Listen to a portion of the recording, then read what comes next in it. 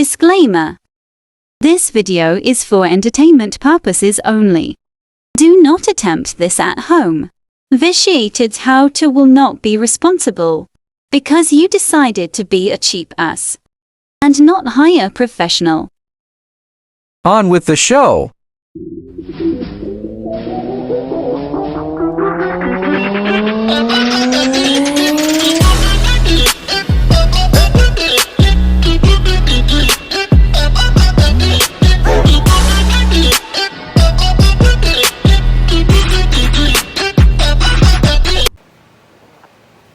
What you're going to need to be able to pull this off with, you're going to need two 22 quart pots.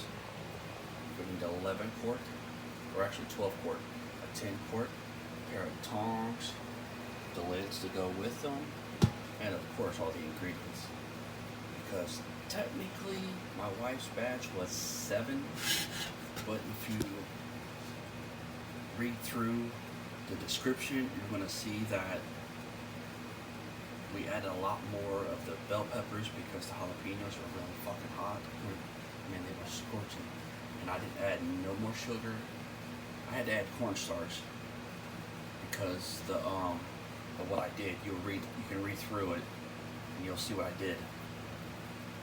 But you shouldn't have a problem adding more bell peppers to everything, more than the way I got the actual directions for the seal batch, because it worked out fine and all that goddamn sugar.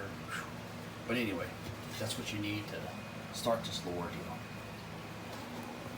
Today I'm making pepper jelly. I'm not going to bore you with how to make it because the instructions are pretty damn easy. And I got it broke down so damn good, it's unreal. But I might make a video of it, I don't know. We'll see. But this will be included in it. This is what it looks like. There's 2 ghost peppers. There's a bunch of cow horn, Cajun belle. Oh fuck, I forgot them all now. Cow horn, Cajun belle, chili, poblanos, all kinds of other stuff. I just can't remember them all, but I got a list of them, so I'll add to it. But little FYI, this will be added to the video too. When you're making the pepper jelly, make sure you have everything set out, because when you dump it, you got to dump it quick.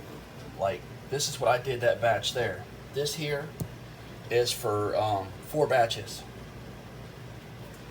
and I used that white bowl there and I put it in there that way, so all I got to do is dump it in all at once. You don't want to try to nickel dime it, because if you do, you're just going to end up burning it. And don't worry, because I know the instructions say just put the ingredients in. Don't worry. As soon as you add the sugar, I bullshit you not. As soon as you add the sugar, it's like it pulls all the water out of the peppers. It's unreal. But I will tell you this, when it says stir continuously, you better babysit that bad boy. Because if not, it will stick, and I've had it stuck before. I've been making this with different, the same setup for about 7 years now, and then somebody that I got it from had been doing it a lot longer than me, probably 20 years, because that's one of his favorite. I just, instead of doing the typical bell pepper and jalapenos, I like throwing all kind of stuff in there, and I'll put my past recipe and I'll put the current recipe in there as well, so you guys can try both. The past one is badass. It's got a nice little kick to it. I don't know about this one. I think it's going to burn my ass up. But the last one's really good for the people that are not really into real hot, but want something a little bit hotter than the jalapeno. That last batch I made was really good. Do you need that much sugar? Nah. Last time I didn't add that much sugar. I don't think, yeah. You just got to play with the first batch you make. If you're going to make a lot of them, make the first batch just like how the instructions say. There we go. Make the first batch, and if you think it's too sugary, then cut some of the sugar out of it. There's a way, I don't remember how to do it, something like you add more apple cider vinegar to cut the sugar or something. I don't remember how, but there's a way to cut it. I just usually just drop a little bit of the sugar, and I think I screwed up this time. But the main reason why I left the sugar is because these peppers are hot. Some of them are really ass burning, above my tolerance. But adding the sugar helps neutralize it a little. And I know some people say yeah, but trust me, it does. It has for me. And a buddy of mine that could take ghost peppers, and he could get the heat out of them to where you could just get the flavor. A Chinese friend of mine that had a Chinese restaurant. I mean, I could bring him nothing but damn Carolina Reapers, and he could cook it to where all you would get is the flavor and a little bit of the heat. And they'd do the exact same peppers. It's just, he never would tell me. Still won't tell me.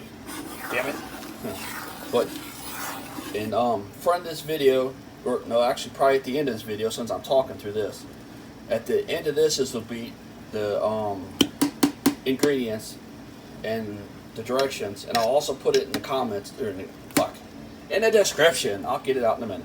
Thanks for stopping by. By the way, these pots are 22 quart pots.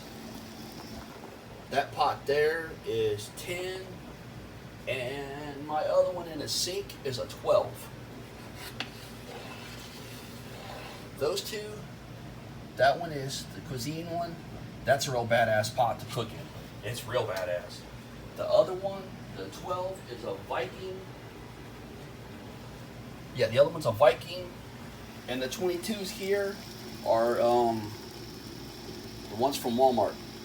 But be mindful about these. Those two, you can crank them bad boys up to 500 degrees and not hurt them. The goofy ones that I got from Walmart, it says not to go above 350. But you all know me and how I am about listening to directions on some things. But right now I'm cooking it on probably 350, 400, probably about 400. So just be mindful about it. But it says it's got a lifetime warranty. So keep the receipt and register it online, but be mindful that once you register it online, you sign away your rights and you're stuck with arbitrary. That's with everything nowadays, so it's just a little FYI. You don't have to, but it's there. Gotta go. My shit's boiling. While I was making this, I'm gonna tell you a little trick I did. Because y'all know I'm lazy about shit sometimes.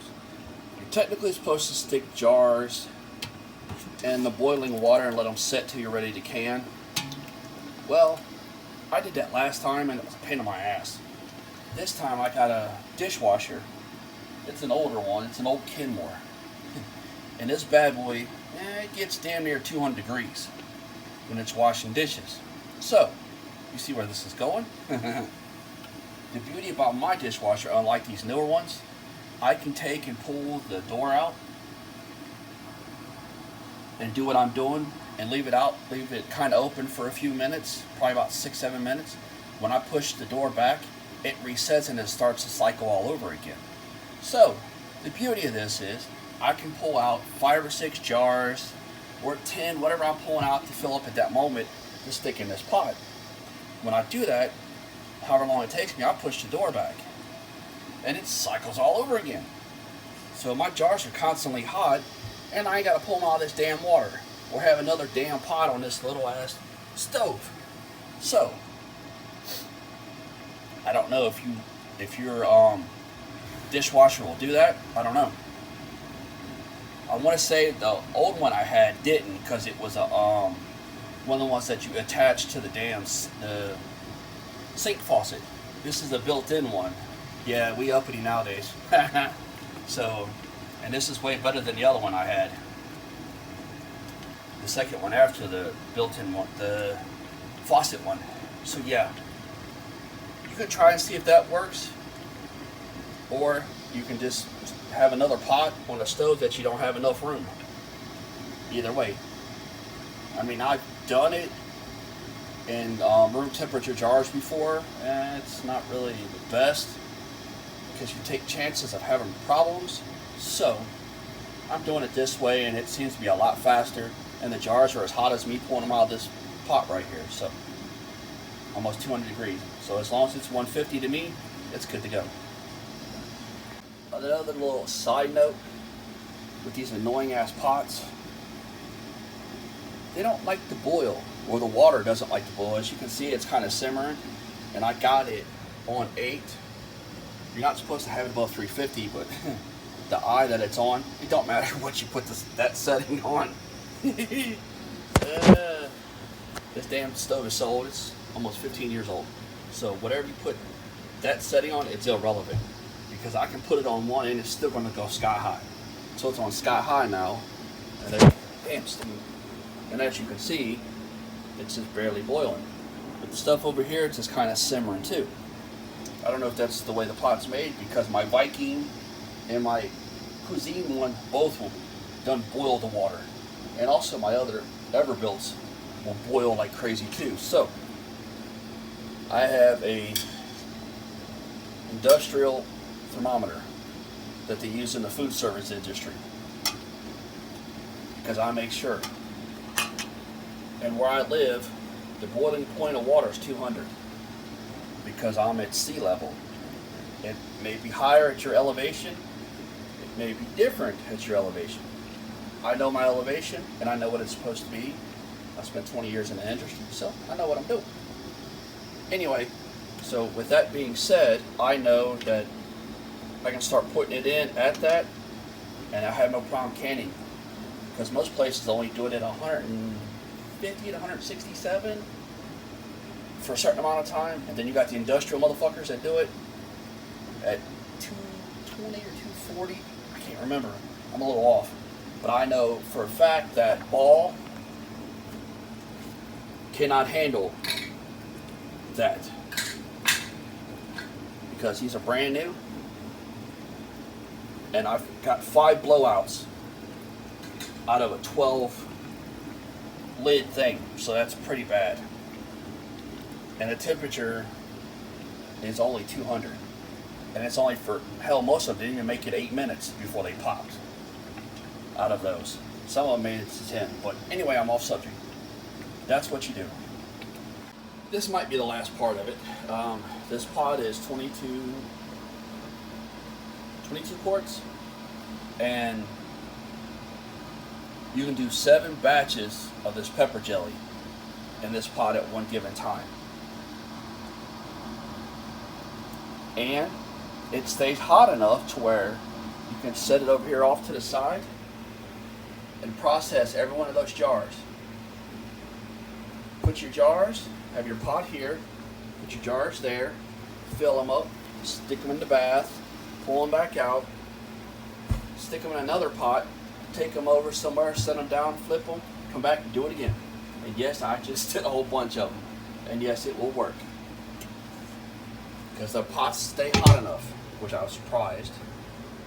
And this is my 12 Viking anyway, so yeah. And there you have it, more useless information that might help me later. Maybe not you, but it'll help me. Little side note, those peppers there, I drained them overnight in a colander just like this to get all the liquid out. Make sure I got all the liquid out, because I was going to try something. These here, well, I actually kind of added a little more to it for flavoring, but it's got its own liquid in it, and I added a little bit more. So if you want more of the pepper and less of the jelly, you drain it in a colander like that overnight, and then process it. If not, then you just do it like that. But then you got to kind of shake it up or mix it around when you open it. So either way, they both work. I just want it one way, and I made hers another way.